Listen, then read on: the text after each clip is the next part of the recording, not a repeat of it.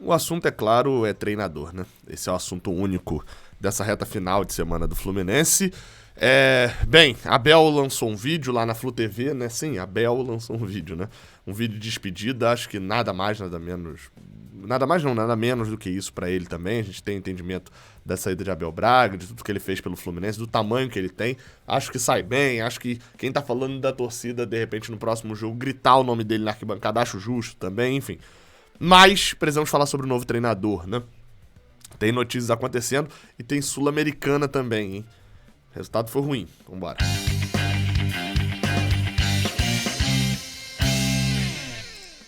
Seja bem-vindo, você guerreira de todo o Brasil e de todo mundo. Aqui é o canal Raiz Tricolor. Eu sou Gabriel Amaral, eu sou jornalista por formação e sou tricolor de coração. Você deixa o seu like aqui embaixo se você gostar desse vídeo. Você se inscreve aqui no canal se você gostar do Raiz Tricolor.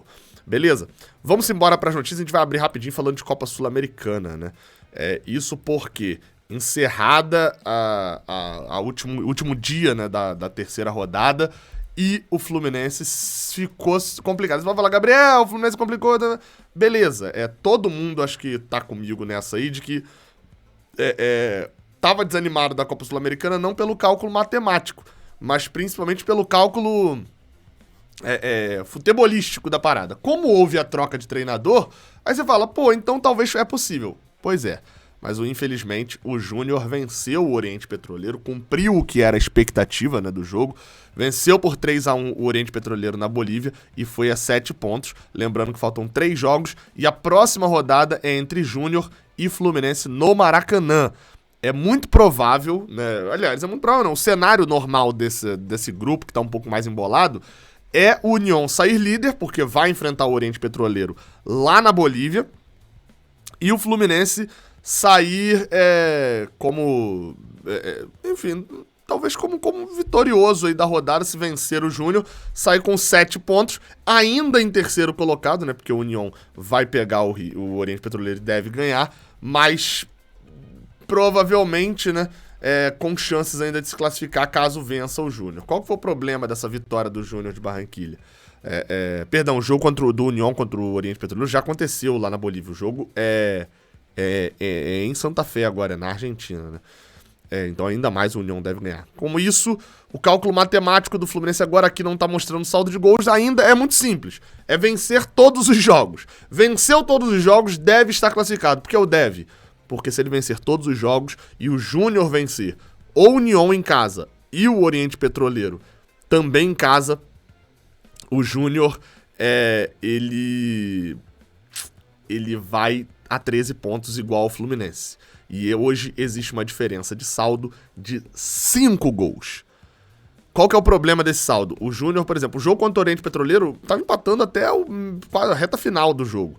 O Júnior faz um segundo gol e depois acaba no último minuto fazendo um gol com o Rinestrosa, fazendo 3-1. E, assim, esse é o momento do saldo, né? 5 gols de diferença obriga o Fluminense, para tirar o saldo, a depender de si, de ganhar por 3-0 aqui no Maracanã.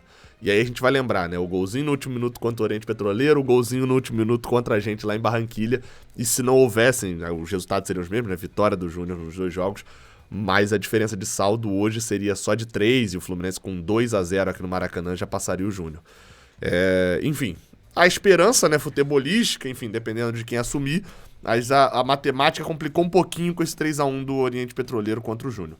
O Oriente Petroleiro, a gente torce para eles tirarem pontos de alguém que não seja a gente na última rodada, mas o Fluminense vai precisar jogar muita bola pra ganhar. Aliás, não precisa jogar muita bola, porque o nível do grupo não é alto, tá? O nível do grupo é baixo em relação a outros grupos aqui, por exemplo. O grupo do Atlético Goianiense tem um nível mais alto, o Atlético tá liderando. O grupo do Ceará tem o Independente, né, de um nível mais alto, os outros dois realmente são muito fracos.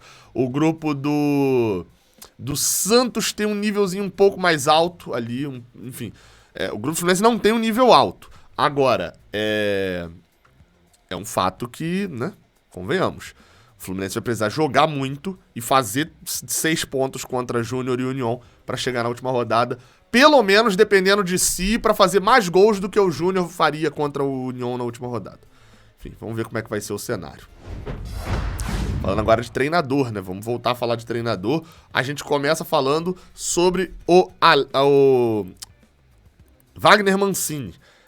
Eu falei aqui no último vídeo que eu lancei, eu falei sobre a especulação de Wagner Mancini no Fluminense, que o Cícero Melo havia trazido essa informação. Vou botar aí na tela agora o que foi que o Cícero Melo trouxe. Agora saiu o vídeo, tem um vídeo lá no site da ESPN. O que o Cícero Melo, repórter da ESPN, falou sobre Wagner Mancini no Fluminense. Isso é uma reportagem no final da tarde da última quinta-feira. O Marcão como técnico permanente. Eu já ouvi aqui, as notícias que eu ouvi há pouco, né? Que o Wagner Mancini seria um nome bastante cotado, mesmo trabalhando, sendo técnico do América Mineiro, gostam muito do trabalho dele. Não sei se ele sairia, largaria, faria de novo a mesma coisa que já fez quando foi pro Corinthians, né? Largar um trabalho no meio, né? Iniciado, para pegar um time e depois durar pouco nesse time. Dos técnicos disponíveis, eu fiz aqui uma lista dos técnicos que teriam alguma chance. O principal deles, que é o mais querido pela torcida do Fluminense, é o Cuca. E também o sonho de consumo do presidente Mário Bittencourt, pelo que eu sei, é o Cuca.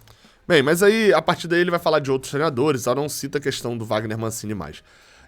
Assim, duas coisas me chamam a atenção. Acho muito, por mais que o Cícero até deve ter ouvido lá, mas se vocês perceberem na imagem, ele tá em Laranjeiras, né? Assim, pra fazer a passagem dele lá em Laranjeiras é uma coisa jornalística que você dá a credibilidade e tal. Do cara, enfim, por ele estar aqui com o muro de Laranjeiras e tal. É uma coisa que o jornalismo até tem perdido um pouco isso hoje em dia. Mas ainda tem muito, principalmente no jornalismo de TV.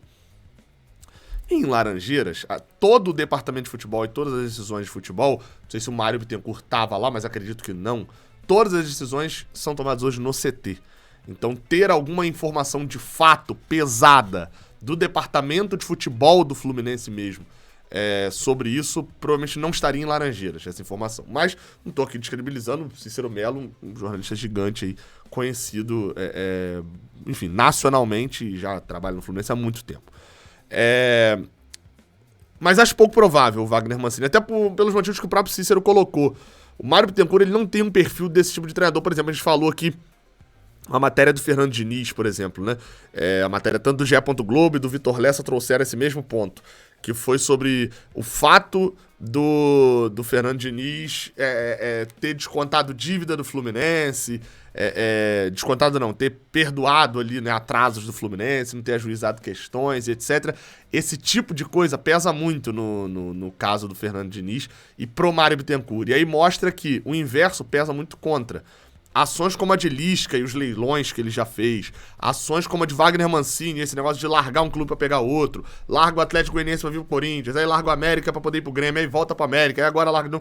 Isso, Mário Bittencourt, pesa muito contra pra ele. Pesa, na minha opinião, mais até do que deveria, mas pesa muito contra essa conduta do profissional, então eu acho pouco possível que tenha Wagner Mancini. O único lugar que a gente foi citado, Wagner Mancini, alguma coisa, foi pelo Cícero Melo também. Isso também pesa um pouco, né? Uma só fonte, com vários apuradores ali sobre o Fluminense, uma só fonte descobrir, mesmo passando um bom tempo, acho que dá uma enfraquecida no nome também.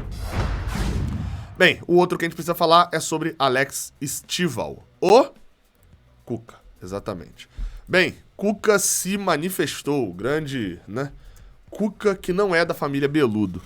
Cuca se manifestou, descartou a possibilidade de assumir qualquer clube, enfim, nesse momento. Ele falou ao portal IG Sport. Isso também me deu uma surpreendida, mas enfim, aí eu vou demonstrar aqui uma coisa. Serve também, já falei sobre o portal, inclusive, mas depois vou tocar nesse assunto quando a gente falar de Renato Gaúcho. O portal IG Sports, ó, tá aqui. Cara, quantas notícias eu já repercuti do portal IG Sports aqui, né? Eu não me lembro de ter repercutido nenhuma. E também não é que a gente ignorou, é que não acontece, né? Mas beleza. Especulado no Fluminense, Cuca descarta assumir novo clube no momento. Confesso, tá? Vi a notícia primeiro no Netflix e fui ver a fonte, IG Sport, beleza. O treinador afirmou que vai continuar inativo no mercado por mais um tempo. O que diz a matéria? Que o treinador descartou a possibilidade em contato com a reportagem do IG Sport. Descartou a possibilidade de comandar um novo clube no momento e porque viajará à Europa em breve deve acompanhar presencialmente a Copa do Mundo do Catar. Ele espera continuar inativo no mercado por mais um tempo. Ou seja, a Copa do Mundo no Catar, acho que está bem claro de que o Cuca está muito bem cotado para a seleção brasileira. Mas beleza, não é esse o ponto aqui.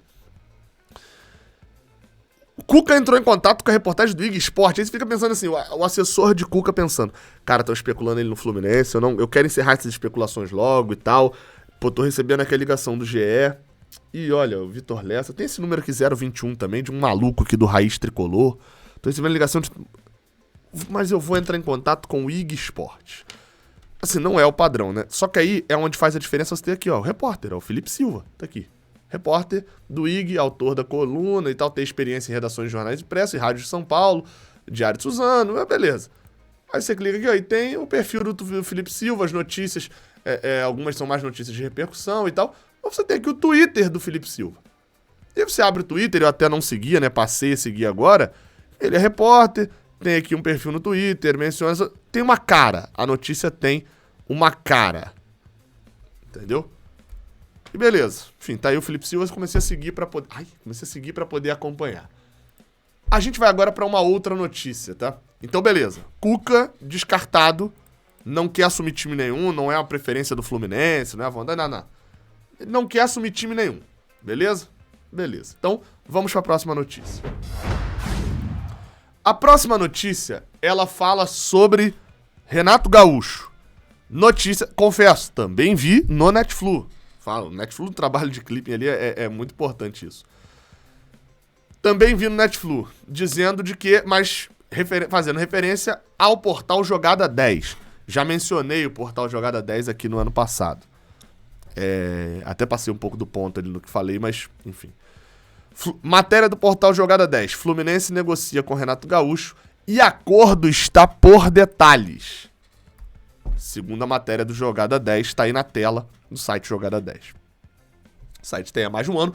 Conheço, não pessoalmente, né? Já acompanhei o trabalho de um dos repórteres que trabalham ali no Jogada 10, o Joel Silva, que cobria o Fluminense no lance, cobre o Vasco hoje em dia.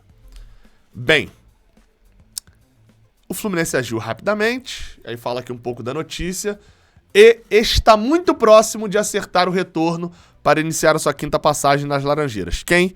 Renato Gaúcho. A matéria ainda diz aqui embaixo de que o presidente Mário Bittencourt se reuniu com o empresário, o Gauchinho, né? Aqui em Rio Bonito, por sinal, tinha o Gauchinho do Forró. Não acredito que não seja esse, seja o Gauchinho do Renato mesmo.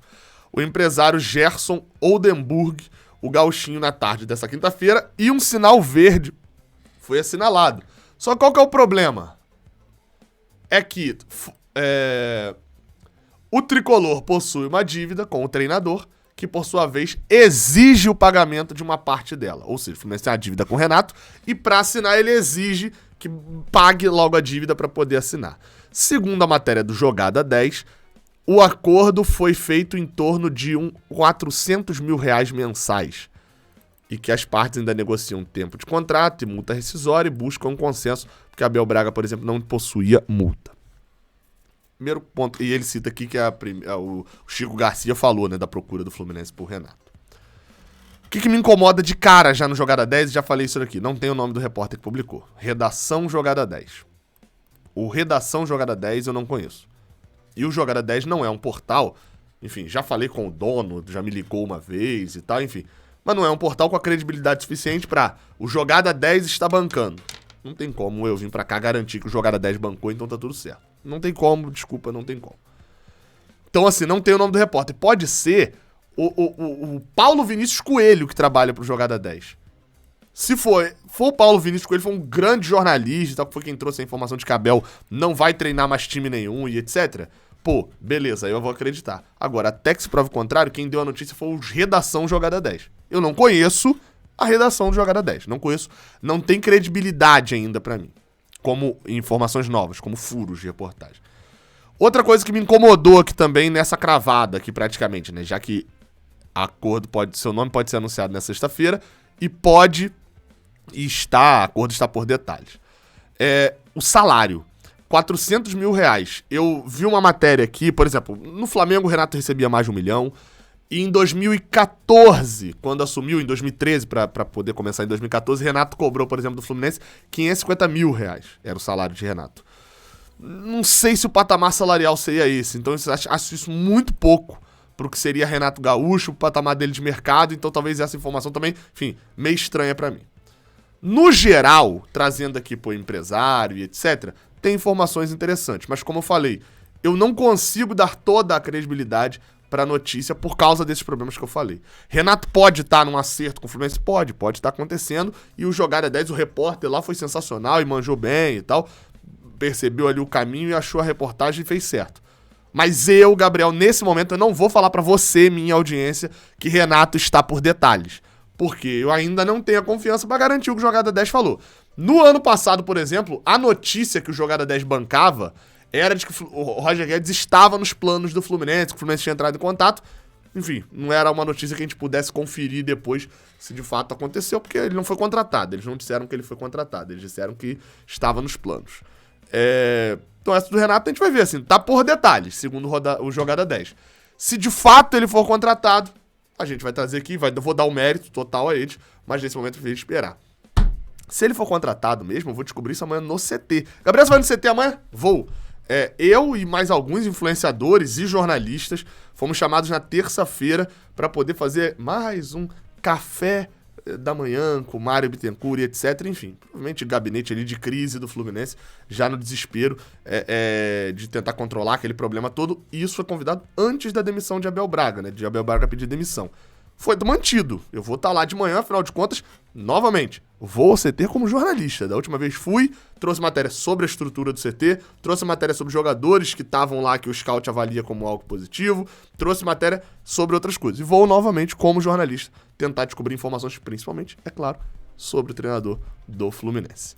É isso. E outras coisas também, né? Que a gente vai ali perguntar ao Mário Bittencourt, falar. Acho a ideia bem ruim, né, acho que se comunicaria muito melhor se fosse uma coletiva, uma entrevista, etc. Mas tudo que o Mário Bittencourt falar lá com a gente, eu vou trazer aqui pra vocês, já falando depois diretamente do CT. Inclusive, enfim, se for só ladainha, eu vou falar, olha, foi só ladainha, foi só falar que precisa ajudar o Fluminense, influenciador. Se for isso, também vou falar. Sempre bom deixar claro. Até a próxima. Valeu.